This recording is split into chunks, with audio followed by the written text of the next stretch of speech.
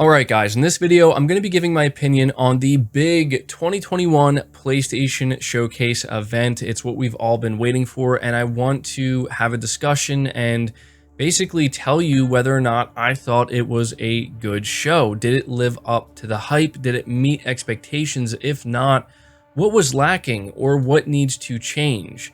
And so I feel that we've been spending a lot of time talking about the actual games themselves, understandably so. That is the most important thing, getting excited about the games we did like, talk about what we enjoyed. But now we have to be a little bit more critical and kind of evaluate whether or not the wait was worth it when it comes to this PlayStation Showcase. I also want to have a discussion about this potentially being the only event or showcase that Sony does for 2021. I say this because some people are speculating that this isn't the only showcase Sony's going to do. There are some individuals who believe that there is at least a decent chance Sony may end up surprising us with a December PlayStation Experience event. So we'll talk about that as well. But before we get into it, guys, do me a favor, hit the like button to help the video out and show your support, and make sure you hit the subscribe button as well. I would certainly appreciate it. And so to just let you know up front whether or not I thought this was a good PlayStation Showcase event, to put it as simply as I can, yes, I do think it was good. Do I think it was perfect or as good as it could have been? No, I don't. There are some things that I didn't enjoy so much, and if you watched my live reaction, you'll know exactly what I'm talking about. And so my hope with this is to maybe give Sony some feedback. Not that I think anybody at Sony necessarily is looking to me for feedback, but you know, at the very least, I want to let you guys know what I think should change or what I hope Sony ends up altering going forward, because I know I'm not the only one who noticed these things. But before I do that, the reason why I think this was a good showcase, because I know what some people are going to say. They're going to say, well, of course you're going to say it was a good showcase. Of course you're going to say it was a good event. Look, the truth is, the last 8 to 10 minutes of that show is what mattered. The last 8 to 10 minutes of that show is what made it a good and even honestly a great showcase. And I think Sony, as well as everybody else, is aware of that. You think about Sony just having rapid fire reveals and announcements in the form of Gran Turismo 7, a Wolverine Insomniac game, Spider-Man 2, showing off Venom, God of War Ragnarok, right? I mean, you cram that all in such a short, time slot together, it really creates a memorable showcase and it gets people excited. I don't see how anybody who is a fan of any of those games I just listed could see that and not walk away feeling good. But we have to talk about what made the show not ideal, I guess, right? And for me, it was the pacing of it, and it was also some of the stuff that was shown off. So just talking about the pacing, first of all, I think that it was a little bit strange for Sony to basically load everything up for the last 10 minutes of the show and just kind of have all of the ultra exciting stuff happen then and not kind of spread it out throughout the show. I can also kind of see why they would want to do that, right? Like maybe make people think that, oh, okay, this is just going to be a pretty tame, pretty chill, maybe even somewhat disappointing showcase, considering it's so far the only one we've gotten all year, to then just kind of shock everybody and be like, actually, look at all this PlayStation Studio stuff we have. It seems like Sony just kind of wanted to create a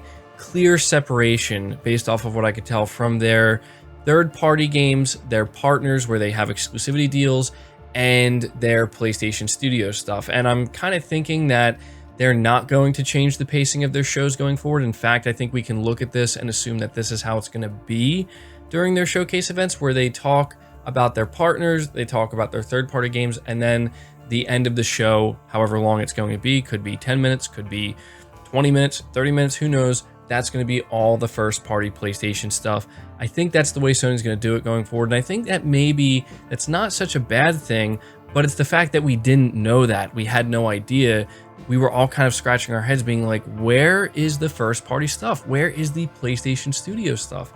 And then we found out, oh, they were saving it for the end. Going into the next showcase, for example, I think if we go in and we don't see any first party stuff within the first 15 to 25 minutes, we'll all kind of agree that, okay, not a big deal. We know to expect this because they're going to save it for the end, right? That's when we're going to see all the PlayStation Studio stuff. I feel like I have to say this because if you go watch my live reaction, you'll know I was not feeling good, man.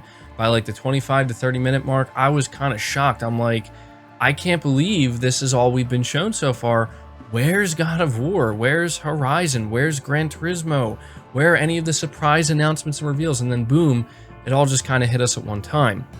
Now, when we talk about some games that were shown off, some stuff that I really feel Sony has to try to listen to the community and its feedback a little bit more. I understand that that can't always be the case. For example, a game that was shown off once again at this event that took up some time that I think we can all agree just didn't need to be there, honestly, was Grand Theft Auto 5, GTA 5. And if you go look at the trailer on the official PlayStation channel, it's getting downvoted like tremendously. People are not happy. They're not happy about this at all. You know, when people see Rockstar games show up, they don't get excited anymore because they already know what they're going to see. They're going to see GTA 5 again. They're going to see GTA Online again. And I understand that there are those individuals who look forward to that and they want that, and that's fine, but it doesn't have to be shown off at this event. But that's just it. Sony has these partnerships and it's kind of an expectation where they agree with Rockstar Games in order to keep their partnership healthy and thriving. Yeah, we're going to show off GTA 5 at this event. And I feel like we can all kind of agree that, like, if that didn't show up there, I think it would have been fine. In fact, I think a lot of people would have been happy about that. Just show it off on your own time, just randomly, whenever. Let it show up somewhere else, not at the potentially only PlayStation event we're going to get for the entire year. And then I also think about Deathloop. Now, Deathloop is more understandable because, look, I know the game is releasing this month. Sony wants people to go out and buy this game. They know that a lot of people are going to have their eyes on this event, so it would be a good time to show off the Deathloop trailer for the, I don't know, 1000th time. And I kind of lost it a little bit when we saw Deathloop, not just because Deathloop was there, but because the timing of it, it was at around like the 28-minute to, I don't know, 30-minute mark, roughly around there. And I felt like by that point, I was getting a little bit tired of seeing the second party and third party stuff. And I'm like, where's the first party? And then they show Deathloop again. And I'm like, why am I seeing Deathloop again? Like, I know about this game. Everybody and their mother knows about this game. Everybody knows about it. And it just bothers me because it feels like it's one of these things where it's like, they feel like if they just keep shoving it in your face, it's going to make you want to buy it. And I'm going to be completely honest, that makes me feel like kind of the opposite. The more I see it, the less interested I become, because I feel like, I don't know, they practically make me feel like I've already played the game. And so it's understandable why Deathloop would be there. I'm not saying Sony, don't advertise your games that you're going to try to sell, but here's my big problem with it. It was like a 3-minute trailer.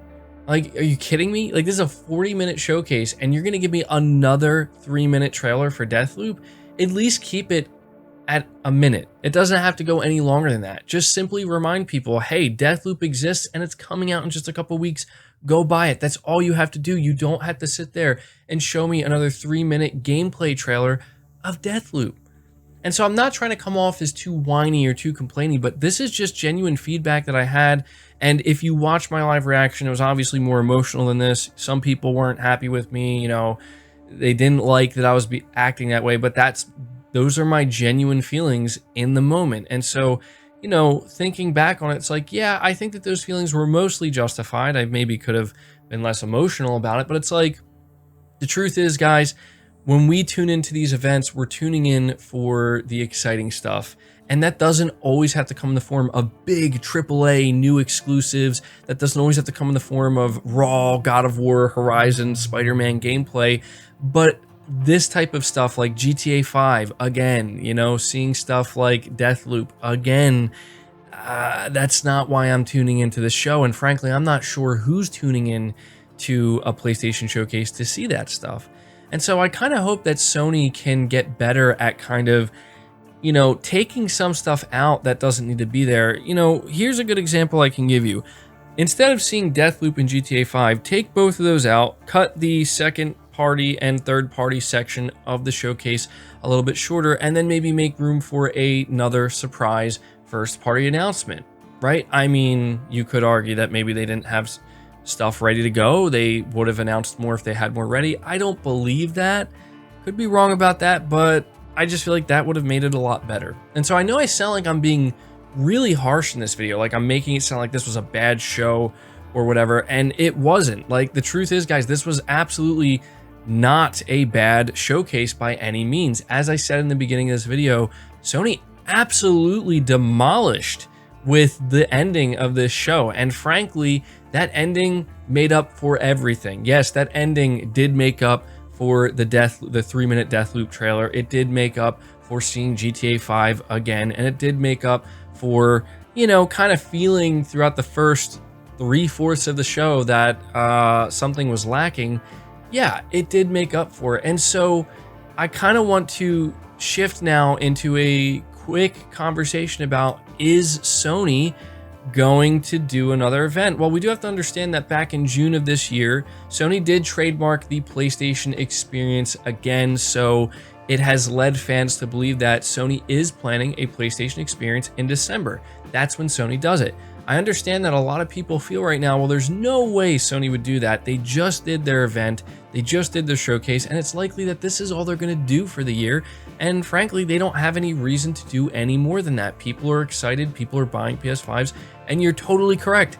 That's why I'm saying I'm not expecting anything, but I do want it to be known that Sony last year did their PlayStation 5 Future of Gaming event in June, and then that was a big hour-and-a-half long event. It was huge. It was like an E3 like event, and everybody loved it.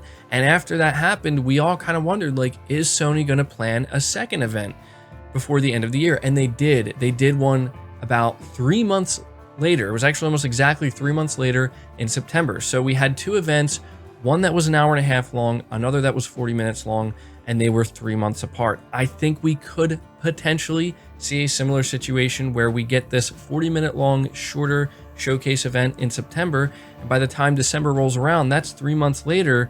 Maybe that's where Sony's planning to do the big hour-and-a-half long event, where pretty much the bulk of it, like more than half of it, or maybe even 3/4 of it, is focused more on first-party stuff. And no, I'm not trying to insinuate here that that means it's just going to be announcement after announcement after reveal after reveal. No, I think that that could be a place where they just take a bunch of time to have some more announcements, but also show more in-depth gameplay trailers and demos like classic Sony used to do, right? We know that that's a big part of what people loved about the PlayStation 4 generation and the announcements that Sony made. They took time to show these extended demos.